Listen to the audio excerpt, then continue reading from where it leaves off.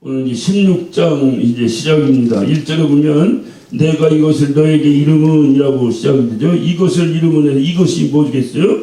이것이 이제까지 우리가 배운 이제 요한복음 15장의 내용들이 되겠죠. 특별히 15장의 내용 가운데서 18절부터 27절까지 내용입니다. 이 내용을 우리가 요약을 해서 말씀을 드리면 세상이 언젠가 너희를 핍박하고 또 박해하고 미워할 것이다. 그러나 두려워하지 말아라. 오히려 그런 박해와 이런 거에 두려워하지 말고 오히려 내가 너에게 성령을 보내줄 테니 성령이 너희들을 감동해서 너희들에게 성령이 역사해서 오히려 너희들로 하여금 나의 다시 말해 예수의 증인의 노릇을 할 수 있도록 하겠다. 그러니까 적극적으로 예수의 증인의 역사를 했으면 좋겠다 하는 것을 지금 말씀하고 있는 거예요. 그러니까 여러분이 한번 생각해 볼 때 지금 제자들이 왜 두려워하고 있죠? 죽을까봐 두려워하는 거죠. 간단하게 하면 죽을까봐 두려워하는 거죠. 핍박받고 죽을까봐 두려워하는 거잖아요. 왜 이들이 죽고 핍박을 받을까요? 이들이 가만히 있는데도 누가 그들을 핍박할까요? 아니죠. 이들이 예수 믿는다는 것 때문에. 그러니까 예수 믿는다는 것이 뭐예요? 예수 믿는다는 것은 가만히 있는 게 예수 믿는 게 아니고 예수를 믿으면 역사하는 거예요. 움직이는 거예요. 우리가 한번 봐요. 귀신이 들어가도 그 귀신이 들어간 사람, 저 사람 귀신 들어갔구나 표가 있어요, 없어요? 나타나잖아요. 귀신 들어가 귀신 하는 짓이 이게 보이잖아요. 무당들 봐요. 막 잡두 위에 시퍼런 잡두 위에 올라가서도 펄펄 뛴다니까요. 근데 예수의 생명이 들어갔는데 표가 나야 되겠어요, 안 나야 되겠어요? 이게 우리가 단순 비교를 해서 귀신의 역사와 예수의 생명의 역사 어느 것이 더 강하겠어요? 예수의 생명의 역사가 훨씬 강하겠어요? 또 비교 자체가 안 되는 일이지만은 그래도 비교를 하자면 그런데 더 강한 역사가 이 안에 들어갔는데 귀신이 들어간 사람도 그렇게 팔팔 뛰는데 강한 역사가 들어간 사람이 전혀 저 사람한테 예수 생명이 있는지 없는지 표가 나지 않는다면 그것은 있는 거요 없는 거요? 네? 그건 없다고 보는 것이 훨씬 확률이 높습니다. 이게 맞나 틀리나인데 그냥 틀리다고 말하는 것이 거의 확률이 높다 이거. 꼭 그렇다고는 난 모르겠지만은 그냥 이제까지 우리 이 주님의 가르침이나 성령의 역사를 놓고 볼 때에 성령이 충만하게 들어간 사람이 귀신이 충만하게 들어간 사람하고 비교하는데 예를 들어 어느 것이 더 강하게 어떤 긍정적이고 부정적이고 얘기하지 말고 어느 것이 더 강하게 표가 나겠어요? 성령이? 예. 그러니까 귀신이 들어가도 작두 위에 뛴다면 성령은 작두 이게 웃기는 얘기인데 이러니까 그러니까 귀신이 들어갔더니 작두 하나를 띄었어. 그러면 성령이 들어가면 작두 몇 개를 띄어야 돼요? 두세 개 띄어야지. 그럼 두세 개 띄어야 돼. 이제 국민학교식으로 비교를 해본 거예요. 또 성령 들어가면 작두 뛴다고 하면 또 이상이죠. 그런데 그렇게 해야 되는데 만약에 귀신이 들어갔는데 작두에 뛰는데 성령이 들어갔는데 작두에서 뛰기는커녕 성령이 들어갔는지 안 들어갔는지 모른다면 이 사람 성령 들어간 거예요, 안 들어간 거예요? 그게 안 들어갔다라고 판단하는 것이 안 들어갔어 이렇게는 글쎄 그렇게 하기에는 여러 경우도 있을 수 있으니까 잘 모르겠는데 안 들어갔다고 판단할 때의 맞출 확률이 훨씬 높다. 이게 굉장히 중요해요. 굉장히 중요해요. 우리 신앙생활 하면서도 보면은 이제 성령 충만합니다. 성령 충만하다 하긴 하는데 귀신이 충만해도 점괘를 마치느니 뭐니 하는데 이게 성령 충만한 사람이 말이지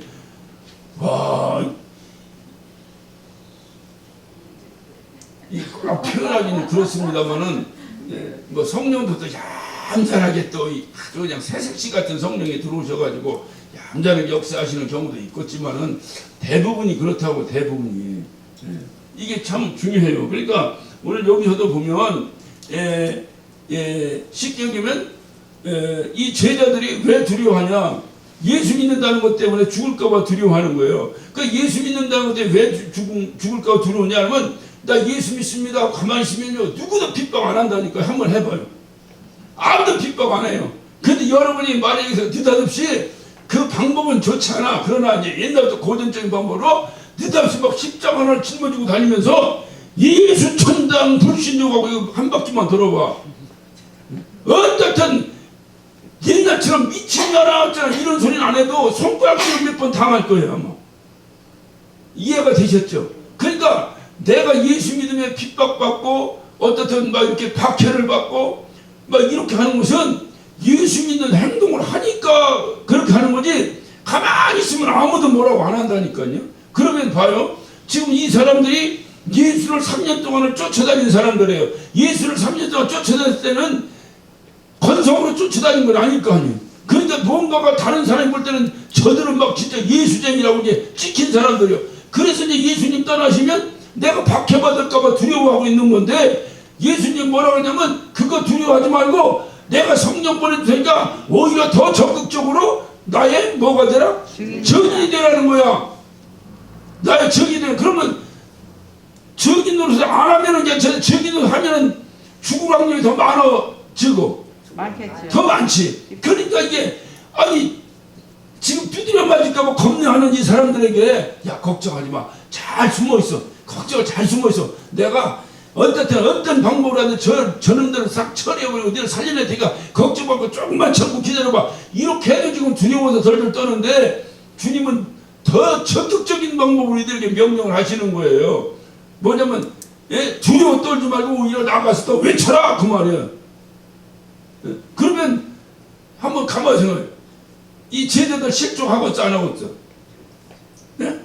실족하겠죠? 네? 아니 나 죽을까봐 겁나는데 죽든 말든 나가서 외치라고 하면 자기는 어디 간다고 하고, 네? 남은 제자들 보다가도 죽든 말든 외치라고 하면 제자들 실족하겠어 안 하겠어?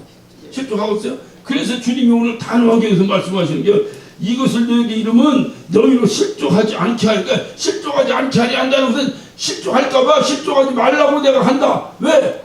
앞으로 너희들이 그렇게 할 수밖에 없는 상황이 되기 때문에 미리 내가 실족하지 말라고 얘기한다. 그러니까 아주 그냥 두려워하지 말고 오히려 어떻게 해라? 성령으로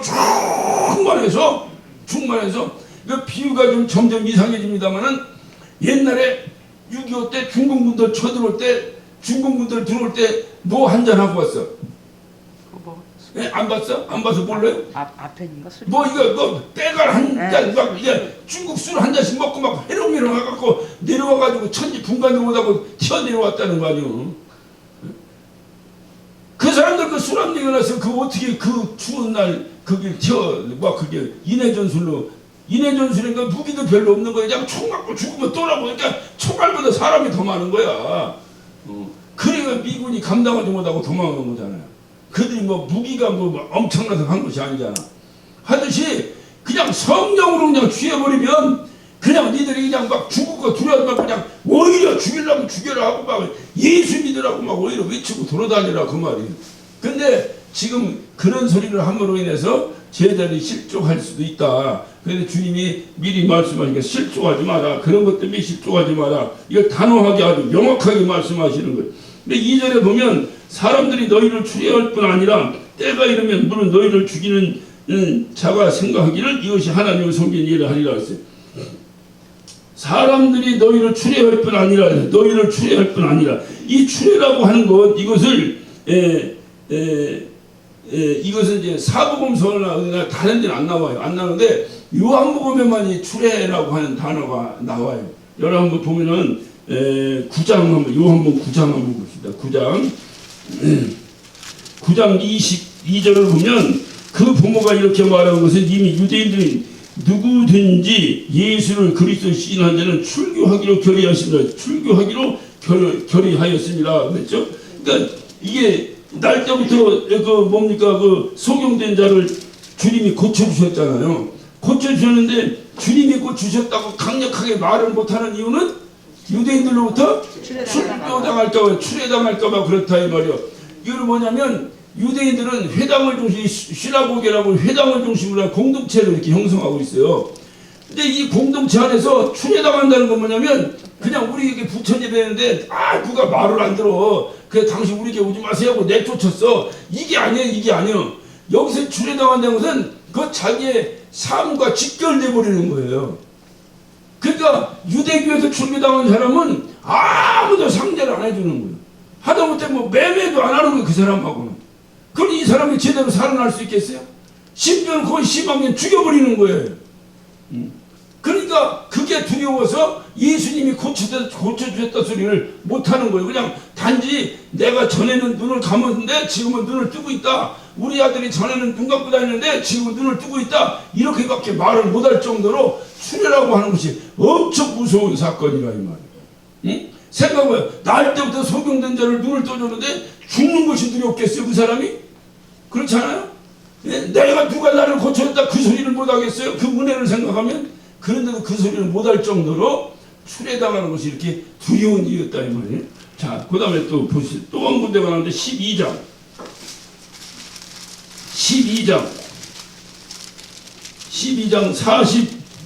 42절은 그러나 관원 중에서도 저를 믿는 자가 많은데 바리새인들을 인하여 드러나게 말하지 못하니 이는 추례를 당할까 두려웠다. 추례를 당할까 두려웠다. 유대인들 가운데서도 예수 믿는 사람이 생겼다는 거예요. 그런데 이들이 내가 예수 믿는다고 드러나고 말을 못해. 왜? 추례당할까봐 추례당할. 이게 추례당하는 게 이렇게 이거 뭐 심각한 일이에요. 이들에게 심각한 일이에요. 예. 그리고 오늘 이제 2절에 나오는 거예요. 16장 2절에 사람들이 너희를 추례할 뿐 아니라 이제 내쫓는다는 거죠. 유대 공동체에서 내쫓아버린다는 거죠. 네. 이런 역사가 있을 것이다. 그 말이에요. 오늘날도 이스라엘 선교사들의 선교 보고를 보면 유대인들 가운데서 예수 믿는 사람들이 상당히 이렇게 이제 생기고 있어요. 그래서 이제 그들은 이거를 이제 신학적으로는 되게 뭡니까 이게 좀 이렇게 정상적으로 잘 이렇게 보지 않고 하는데 그럼에도 불구하고 그래서 이제 신학적으로는 되게 우리가 알고 있는 우리가 이제까지 교회에서 공부를 통해서 알고 있는 이제 그 종말론에 관한 이런 부분들을 이제 신학적으로는 그걸 세대주의 신학이라고 말합니다. 그래서 세대주의 신학을 거의 2단씩 이렇게 해요. 하는데 저는 뭐 100% 그렇다고 생각 안 해요. 개인적으로는. 그러나 어떻든 이제 추세가 그래요. 그래서 그것이 굉장히 이렇게 뭡니까 이렇게 뭐 이렇게 환영받는 이론은 아닌데 이스라엘 선교사들을 얘기 들으면 이스라엘 선교사들은 이스라엘에 대해서 그 종말에 대한 초점을 거기다 맞추고 있어요. 그렇기 때문에 그들이 이스라엘에 복음 전하려고 들어간 거예요. 그러니까 이스라엘을 딴 것으로 생각하고 이스라엘 사람들 그 유대인들에게 예수의 복음이 들어가면 주님이 오신다. 주님이 오신다. 그래가지고 거기에 이제 복음 전하러 이제 이스라엘 선교사들이 생겨요. 그래서 이스라엘에 가서 오히려 뭐랄까 역수출이지 뭐 역수출이죠. 원래 예수님이 그 동네 사람과인데 오히려 돌고 돌아서 지금 이제 마지막 때 역수출한다고 말이죠. 그래서 이제 그 이제 복음을 전하는데 그분들이 가져온 동영상을 보면요, 그 유대인들 가운데 예수 믿는 사람들이 많이 생겼어요. 생겼는데 그들을 오늘날 메시아닉주라고 해요. 메시아닉주. 여러분이 궁금하시면 이렇게 난 잘 모르지만 혹시라도 나올 확률이 높아 이렇게 오늘날 그 SNS가 발달됐으니까 뭐 이렇게 인터넷에 한번 메시아닉주를 쳐보면 아니면 그 메시아닉주에 대해서 이렇게 잘 나올 거예요. 그런데 이 메시아닉주인데 이들은 지금도 폭탄 테러를 당하고 있어요.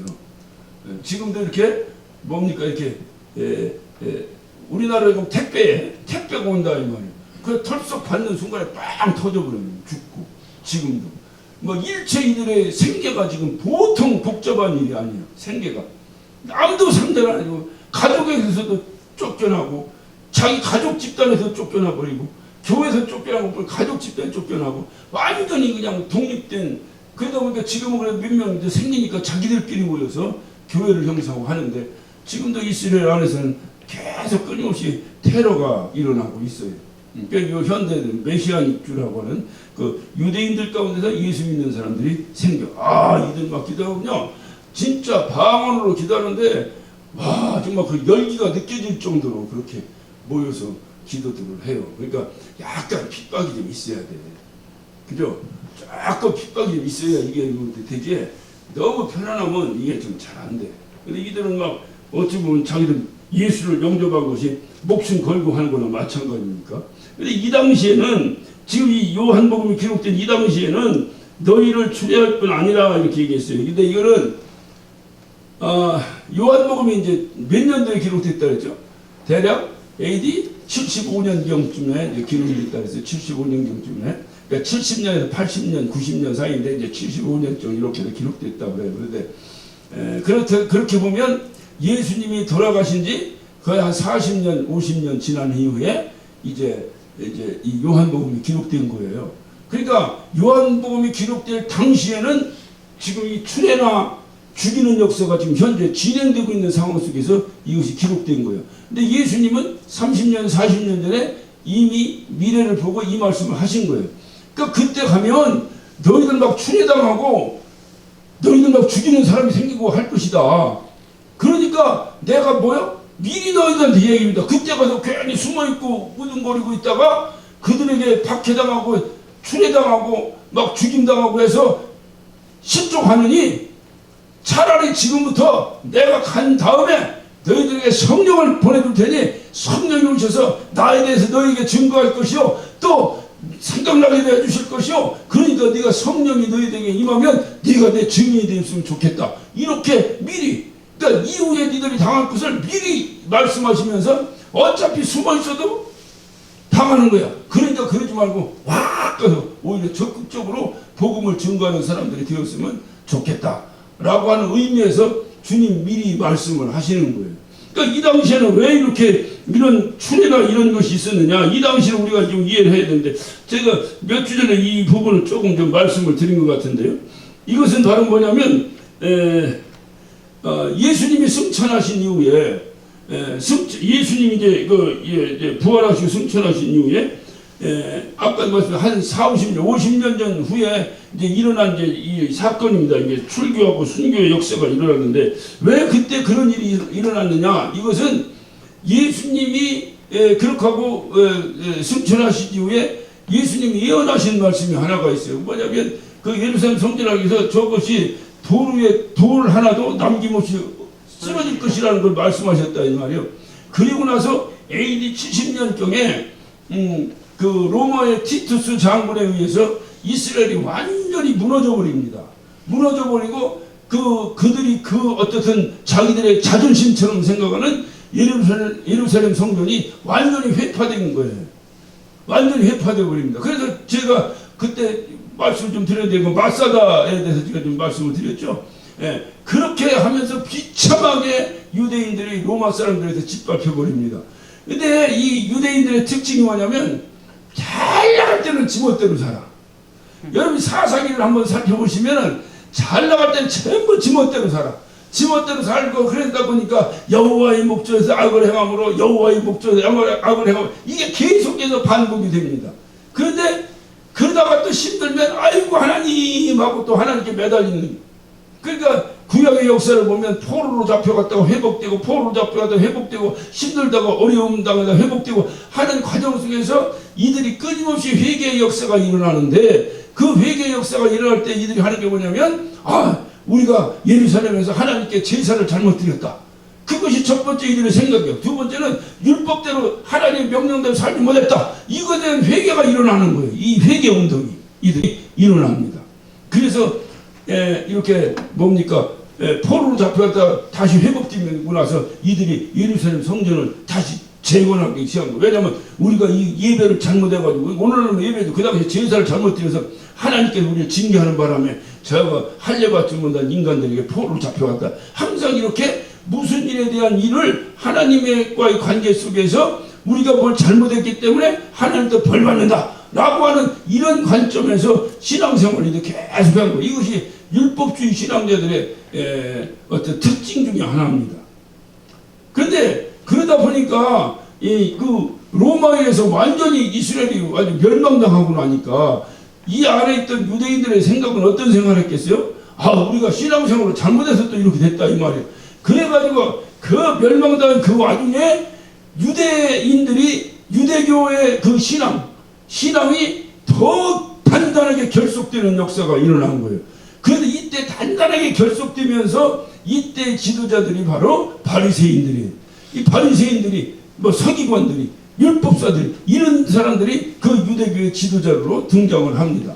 근데 이들이 그렇게 하면서 그러면서 이들이 다 열심히 하기 위해서 이들이 이제 거기서 한 것이 바로 뭐냐면, 그 자기들의 공동 기도문을 다시 작성을 합니다. 여러분 천주교회를 좀 다녀보셨어요?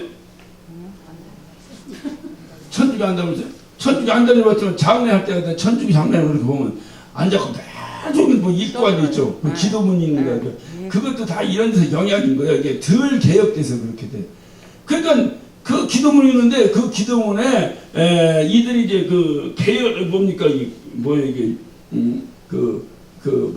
로마에 이제 망한 다음에 우리가 다시 이제 우리가 열심히 다시 하자 해가지고 유대교가 더 끈끈하게 결속이 되면서 그 바리새인들 이런 지도자들에서 기도문이 만들어지는데 그 기도문이 뭐냐면 쉐몬의 에스레라고 하는 기도문인데 이 쉐몬의 에스레라고 하는 기도문에는 18가지의 기도문이 있어요.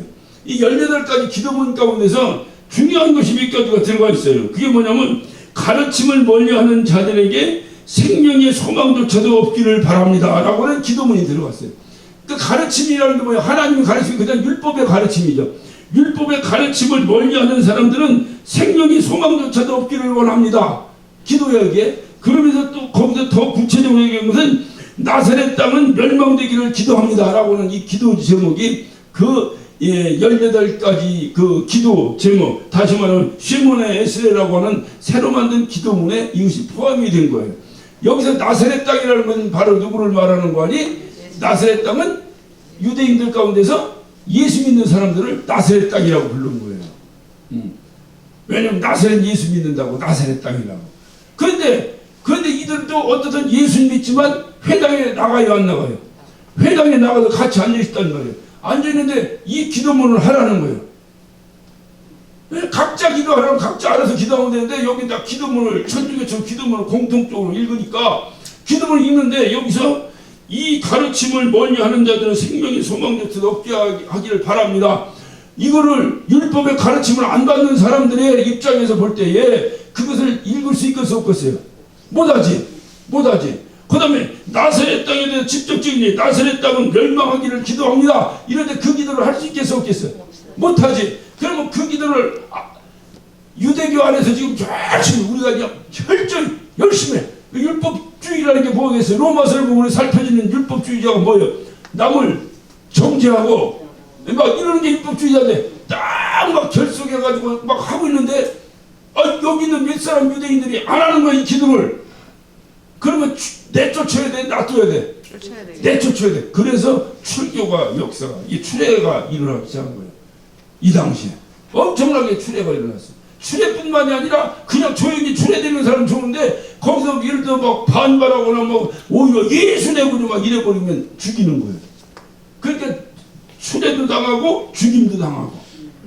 그런데 이 유대인들이 그들을 이 나사렛 땅을 출애도 하고 죽이기도 하고 하는 이 일을 이들은 어떻게 생각했다? 그렇지. 이게 하나님을 잘 섬기는 것으로 했다 그 말이에요. 이게. 그렇게 할수록 우리가 더 하나님을 잘 섬긴다고 생각했다 그 말이죠. 그 이들이 얼마나 떳떳하게 그 일을 했겠어요. 예. 얼마나 떳떳하게 이 사람들을 출애시키고 죽이고 했겠어요. 여러분이 바울을 잘 아시잖아요. 바울이 원래가 그런 사람 아니에요? 예. 바리새인 중에 바리새인이요, 유대인 중에 유대인이요, 가말리엘 문화생에서 아주 공부한 사람으로서 이 사람이 볼 때에 바로 예수 믿는다고 하는 사람들을 핍박하고 죽이고 다니는 것을 왜 했어요? 그렇게 하는 것이 더 하나님을 열심히 잘 섬기는 것이라고 생각했다 그 말이에요. 그래서 그들이 그렇게 하는 거예요. 그러니까 똑같이 그렇게 하는 거예요. 그러니까 그런 역사가 이제 이 당시에 이 요한복음 기록될 당시에 그런 역사가 있었던 거예요. 그래서 이들이 바로 그렇게 하나님의 일을 더 이들의 이것이 하나님을 섬기는 예라고 생각했기 때문에 그들은 그렇게 한다. 예수님의 견해는 어떠냐? 3절입니다. 저희가 이런 일을 하는 것은 아버지와 나를 알지 못함이라. 그러니까 예수님도 동일한 견해를 가지고 있는 거예요. 그들이 그렇게 박해하고 추례하고 하는 것을 하나님을 잘 섬기는 예라고 생각하는 것은 아버지를 하나님을 모르고 또 나를 모르기 때문이다. 예수님이 그렇게 결론을 내리셨어요. 요한복음에서 안다고 하는 것은 굉장히 중요한 단어입니다. 요한복음에서 안다는 것은 생명과 직결되는 거예요. 그러면 다시 말하면 모른다는 것은 죽음과 직결되는 단어예요. 그냥 모르면 죽는 거예요. 알면 사는 거예요. 그래서 요한복음 17장 3절에도 보면 영생은 그 유일하신 참 하나님과 그가 보내신 자 예수 그리스도를 아는 것이라 해서 아는 것이라. 하나님만 알면 되는데 왜 예수 그리스도까지 알아야 된다고 했나? 오늘 주님도 아버지를 모르고 또 누굴 모른다? 나를 모르기 때문이다. 왜 아버지만 모른다고 하면 되지 뭐 나까지 꼭 얘기할 게 뭐 있나? 우리가 또 삼위일체적으로 볼 때도 아니 예수님이 하나님 예수님이 누구는 성령님이 하나님이시고 하나님이 성령님이시고 한다면 아무나 하나만 알면 됐지. 꼭 무슨 하나님도 알고 나도 알아야 되는가? 그러니까 나라고 예수님이죠. 육체를 입고신 예수님도 알아야 되는 이유가 뭘까? 이것이 복음과 관계되기 때문에 그래요. 하나님은 왜 하느냐? 하나님은 우리를 살리기 위해서 그 아들을 보내신 분이라고. 그러니까 우리를 살리려고 속된 표현으로 얘기하면 우리를 살리려고 아주 몸부림치시는 분이라고 하는 사실을 알아야 되고 얼마큼 몸부림치시냐? 당신의 아들을 죽이시면서까지 우리를 살리려고 하는 몸부림치는 분이라고 알아야 되고, 예수님은 누구냐? 왜 예수님을 꼭 알아야 되냐? 그래 하나님은 그래 우리를 살리시는 분이라고 몸부림치시는데 어떻게 살리냐 이 말이. 어떻게? 그냥 하나님은 능력이 있으시니까 살아라! 그러면 사는 거죠. 그러나 우리를 살리실 때 그렇게 살리시지 않으시고 공의를 가지고 우리가 죽을 수밖에 없는 죄를 졌기 때문에 죽음에서 누군가가 대신 죽어서 살리는 역사를 했지, 그거 없는 거래 이런 식으로 하지 않았다는 거예요. 이게 왜 중요하냐? 만약 그분이 당신 마음대로 그냥 없었던 거야 그거 없었던 거야 그냥 다 살아 이렇게 해버리면 그분이 하신 수만 가지의 약속이 오늘날 우리가 믿기가 어려운 거예요. 하다가 당신이 그거 간다 없었다고 다른 걸로 하면 어떡할 거예요? 그러니까 하나님은 뭐예요? 시건치 않으신다. 시건치 쓸데없는 소리 하니까 한 번 하신 것은 어떻게? 반드시 지키시는 분이시다 이 말이에요.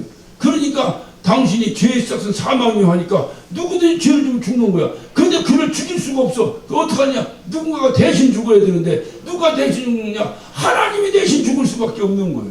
그런데 하나님은 죽을 수도 없는 분이고 죽으려면 필수적으로 필요한 것이 뭐냐? 우리와 동일한 육체가 있어야 되는 거예요. 왜냐하면 내가 잘못했는데 우리 집 강아지가 대신 죽으면 내 죄가 사해집니까? 내가 잘못했으면 나하고 동일한 뭐가 대신 죽든지 해야 사해지는 거 아니에요. 그러니까 내 죄를 사해내니까 나와 동일한 육체를 가진 인간이 누군가가 죽어야 되는 거예요. 그래서 하나님께서 육체를 입고 이 땅에 오신 중요한 이유는 나를 대신해서 죽으시기 위해서 그분이 육체를 입고 이 땅에 오신 분이라 이 말이에요. 그러니까 그렇게 오신 그분을 알아야 이분이 나를 대신해 죽으셨구나 이거를 알게 되는 거예요. 이걸 알을 때 우리에게 생명이 있는 거예요. 그렇기 때문에 하나님도 알지만 주님 입장에서는 하나님과 나를 알아야 된다. 그러니까 하나님은 우리를 살리시는 분인데 나를 알아야 된다는 건 뭐냐면 어떻게 살렸는 걸 알게 되는 거예요. 어떻게 그러니까 내가 부천에 와야 된다. 이거는 하나님이야. 근데 못하고 왔느냐? 이게 예수님이야. 무슨 얘기인지 아시겠죠? 그러니까 이런 식으로 하나님이 우리를 살리려고 몸부림은 알겠는데 어떻게 살리느냐 보니까 예수가 육체를 입고 오셔서 우리를 대신해 죽으신 거예요. 그러므로 하나님이 나를 살리셔야 된다고 그 간절한 마음을 가지고 계신 하나님도 알아야 되지만 그 나를 살리려는 방법 어떻게 했는가를 알기 위해서는 육체를 입고 오신 예수도 알아야 된다. 그래서 주님은 말씀하시는 거 오늘 여기서도 뭡니까? 이게 여기서도 저희가 이런 일을 할 것은 아버지와 나를 알지 못하기 때문에 그렇게 할 것이다.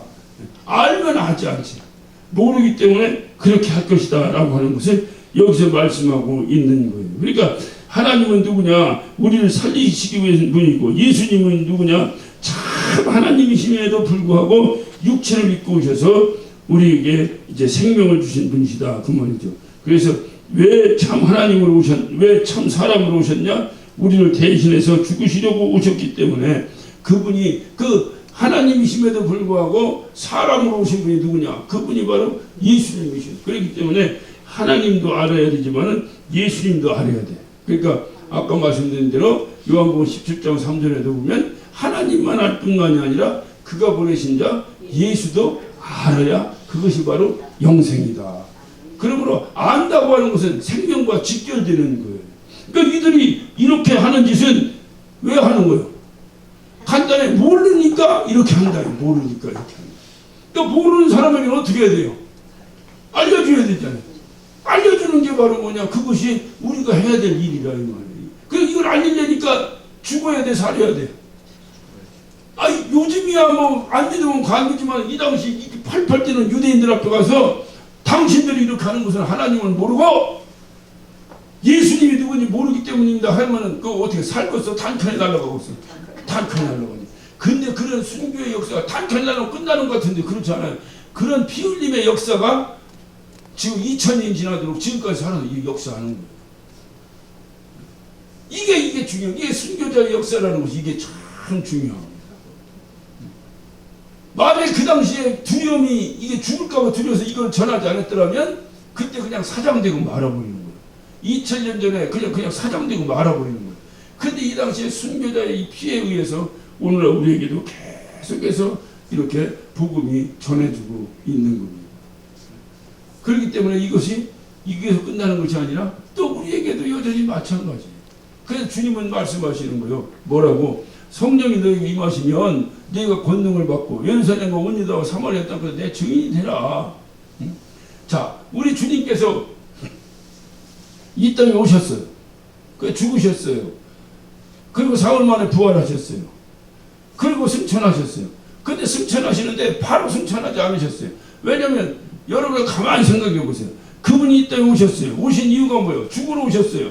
그럼 죽으셨어요. 그러면 다 끝났잖아요. 그러니까 주님께서 마지막에 가상칠언의 마지막 단어가 뭐예요? 다 이루었다. 테텔라스타이 다 이루었다. 그래서 이제 딱 죽으셨어요. 그러면 이제 부활하셨어요. 그래서 어떻게 바로 가시면 되잖아요. 이제 당신 할 일 다 끝났으니까. 그런데 이분이 얼마나 여기 있었어요? 40일을 남아 있었어요. 40일을 남아 계신 동안에 무슨 일을 하셨겠어요? 끊임없이 이분이 외쳐댄 일이 뭐겠어요? 바로 오늘 이 말씀이에요. 오늘 뭡니까? 지난주에 봤던 15장 26절, 27절, 너희가 내 증인이 됐으면 좋겠다.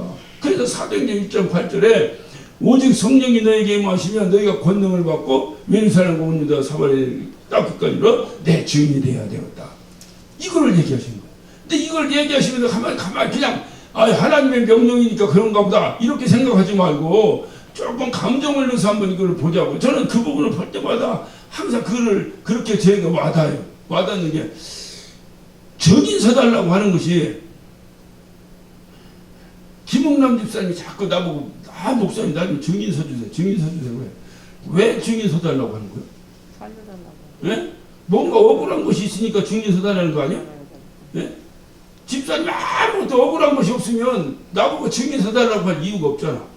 근데 자꾸 도대체 사람들이 안 믿어. 근데 우리 김문건 권사님이 난 그렇지 않은데 사람들이 자꾸 나보고 그렇지 않다고 그래. 목사님 증인 좀 서주세요. 이건 뭐야?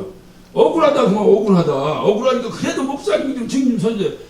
자, 주님도 왜 자꾸 나보고 증인 서달라고 하는 거야? 억울하지. 뭔가 억울한 것이 있는 거야 이분이. 왜 억울한 거를 생각해 보는 거야. 왜 억울한가? 네? 생각해 보니까 이미 이사야는 그 당시에 예언을 한 거예요.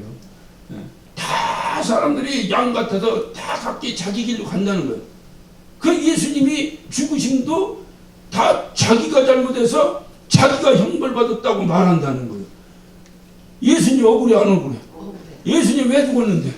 너 때문에 죽었는데. 난 안 죽어도 돼. 난 죄가 없어. 안 죽어도 되는데 너 때문에 죽었는데. 네. 이 세상에 태어났는데 죽기 위해 태어난다고 하는 사람이 어디 있겠어요 이 세상에. 뭔가 한 획을 거보려고 다 하는데 안 돼서 죽는 것 뿐이지. 난 죽기 위해 왔노라 이런 사람이 어디 있어요 세상에. 그래서 이분의 목표는 죽는 게 목표, 죽는 게 목표. 왜? 내가 죽어야 너희들 살린다 이거예요. 그래서 안 죽어도 되시는 분이 있다고 해서 그 조롱을 받아가면서 죽으셨는데 그것도 그냥 죽은 거예요. 십자가에 못 박혀서 6시간 동안이나 그 떼볕 광야에서 물과 피를 다 쏟으시면서 그 뺏어 말라고. 제가 미국에 가면 우리 그 소고기 말린 거 있어요. 비프저키라는데 그 소고기 말린 거 있어요. 그 오징어를 잘안 이제 아예 안 먹자 그 사람들 오징어 안 먹어. 오징어 한국 사람이라고 잘 안 먹어. 그러니까 오징어 대신 그냥 그거 뜯어 먹고 다녀요. 처음에는 못 먹어. 정말 짜가지고. 그런데 그거 먹으면 맛있어요. 그거 먹을 때마다 제가 생각하는 게 비프저키 뭐야? 거기 빼서 말려놓은 거거든. 그래서 내가 언제 한번 설교하다가 경망스럽지만 우리 주님이 우리 때에 비부적기가 되셨다. 비부적기가 되셨다. 그 사막에 왜 오늘날 얘기하면 보통 사막에 낮에 보면 아무리 쪼개도 이 섭씨로 얘기하면 40도 50도 되는 그 사막에 땡볕에 그 십자가를 못 박아서 6시간을 다뤄놨다고 생각해 보세요. 어떻게 그게 몸이 온전하겠어요? 그런데 그렇게까지 하셨어요. 하신 이유가 뭐예요? 어떤 우리 아주 이 땅에서 제일로 고통도 보다도 더 고통을 당하신 이유는 모든 걸 포용하시려고 하신 거, 포용하시려고. 이렇게 이분이 이 땅에 오서 죽으시면서까지 하셨는데 사람들은 생각하기를 자기가 잘못해서 자기가 죽었다고 생각한다 이 말이에요. 누가 그렇게 생각할까요?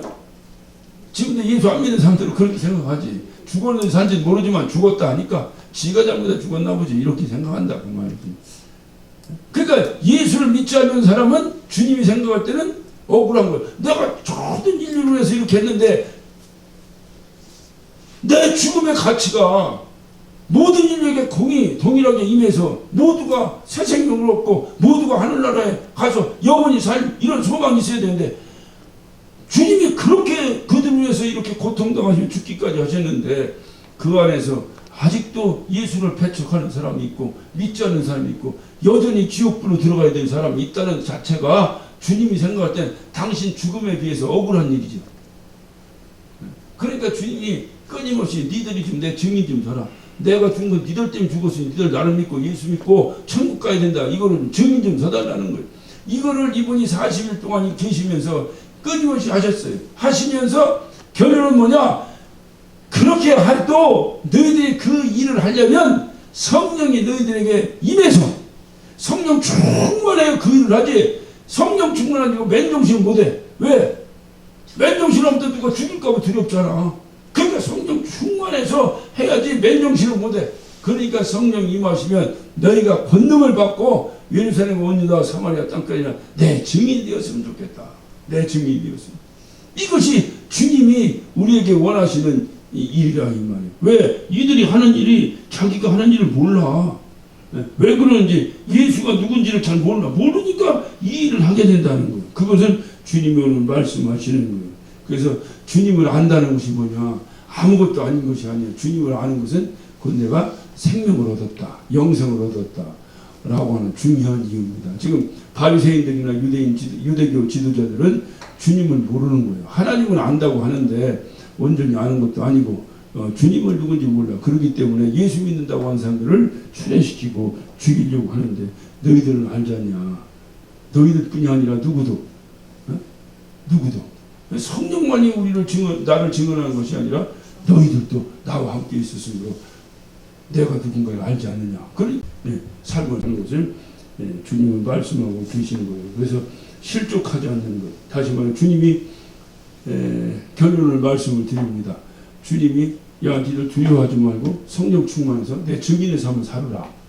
이 말씀 하셨어요. 그러면서 왜 이 말씀을 하느냐? 너희를 알고 실족하지 않게 하려고 한다. 그러면 이 말을 싹 깔끔하게 정리합니다. 실족하지 않으려면 어떻게 해야 돼요? 성령 충만해서 그렇지 증인의 삶을 살면 실족하지 않는다. 그리고 실족하는 사람은 성령 충만하지 못하고 증인의 삶을 살지 않으니까 실족한다는 거죠. 실족한다. 우리가 보면요 실족하는 일이 많아요. 교회에서도 그러고 어디서도 그러고 내 생각대로 안 되면 또 실족하고 뭐하면 실족하고 이런 것도 다 실족하지 않는 이유는 실족하는 이유는 성경은 말하는 거예요. 주님은 말씀하십니다. 내가 너에게 죽음을 무릅쓰고 성령 충만해서 예수 증인 되라고 하는 이유가 뭔지 아냐? 너희를 실족하지 말라고 한다. 그러니까 네가 실족하지 않으려면 어떻게 되냐? 일단 내가 성령 충만해서 그래서 주님의 증인의 삶을 살아 핍박을 듣던 말다 그러면 결코 실족하지 않는다. 제가 이 말씀 가만히 상고하면서요. 뭐 어떤 수십 년 이렇게 신앙생활 하다 보니까 뭐 어펜더들이 얼마나 많았겠어요. 저도 뭐 충만할 때는 막 그냥 산을 들어서 막 바다에 밤길만큼 하다가도 또 어느 때 코가 빠져갖고 내가 왜 이걸 한다고 하다가도 또 언제 막 하고 얼마나 많이 이것이 왔다 갔다 했겠어요. 근데 이것이 충만했을 때를 보면요. 첫째, 버스에 가서 막 전도하는데 부끄러움이 없더라고. 창피한 게 없어. 막 처음에 가서 버스 전도부터 하잖아요. 신학교 들어가면 버스 전도 하려고 그래. 못해요. 그 제정신이 못해요. 저는요, 대전에서 서울까지 매 금요일날 그 당시 통일호라고 그 기차가 있었어요. 그거 타고 이제 올라오면 그게 이제 2시간 한 10분 정도 영등포역에 도착, 한 2시간 10분 정도 걸리면 영등포역에 도착해요. 어느 날 딱 생각이 들더라고요. 야, 이거 2시간 10분을 이만한 사람들하고 같이 타고 가는데 이게 앞으로 주의 일 한다는 놈이 그냥 간다는 건 이것도 하나님 앞에 또 그렇다 생각이 들었고, 우리 또 항상 그 시간에 그 기차를 타니까 미리미리 표를 끌어놓으니까 좌석을 항상 미리미리 이렇게 이제 확보를 하잖아요.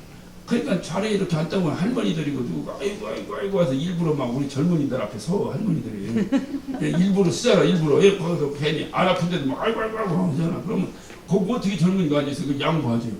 그러니까 결국은 내가 좌석을 2시간 10분을 타고 올 수 있는 좌석을 확보했음에도 한 번도 끝까지 나 혼자 앉아와 적이 없어. 누군가 양보를 해야 돼. 그래서 어느 날 딱 생각해. 야, 이 좌석을 가지고 그냥 양보할 게 아니라 복음을 전하면 좋겠다 하는 생각이 있어서 신학생들 딱 기업해가지고 그 이제 대전에서 서울까지 올라온 사람들 이렇게 해가지고 했는데 또 내가 또 나가서 이걸 하라는 거요. 자기들은 전도지만 돌릴 테니까 나보고 이걸 하라는 거야. 그거 맨정신에 못한다니까. 제가 2번 실패했어요. 안 되더라고. 여러 번 했다가 쳐다보길래 돈 나갔어요. 다 쳐다보는데 쫙 쳐다보는데 안 되더라고. 근데 어느 순간에 기도하고 성령 충만하니까 여러 번 하는데 막 쳐다보니까 막 더 신이 나고, 그러니까 난 생각지도 못한 얘기인데도 막 그래서 주님께서 가자 할 말을 생각나게 해주신다. 그것도 경험이 되더라고. 그러면 예수 믿으라고 하고 뭐 하는 거야. 그거를 거의 뭐 한 3년을 그렇게 이제 기차에서 한 적이 있어요. 하면서 성령 충만하니까 부끄러운 것도 좀 없어지더라고. 지금 맨정신 나가서 요 앞에 나가면 예수 믿으세요 하면 좀 부끄러워. 부끄러운 것은 이유는 간단해요. 내가 충만하지 않아서 그래. 성령 충만은 술 취한 것과 비교하고 있잖아요. 술 취해. 근데 술 취하면 부끄러워요, 안 부끄러워요? 몰라요.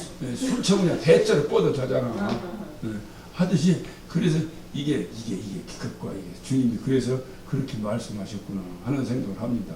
그 주님은 무슨 일을 할 때 이 땅에서 하나님의 일을 하면 세상으로부터 손가락질을 받게 돼 있는 거예요.